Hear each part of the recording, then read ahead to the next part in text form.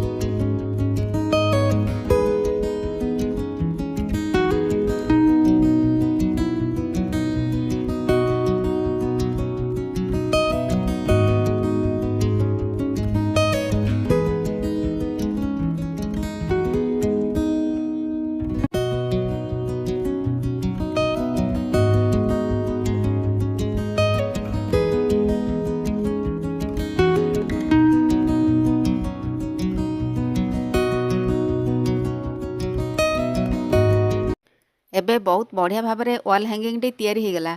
आउ देखिया मध्य बहुत सुंदर दिशुची। यह करिया अति सहज। छोट पिला माने मध्य विभिन्न प्रकार कलर पेपर रे एहीपरि डिजाइन करी गणेश पूजा हेउ किंबा अन्यान्य पूजा पर्वाणी रे पूजा पेंडल सजाई परिवे बा घर को मध्य सजाई परिवे। धन्यवाद।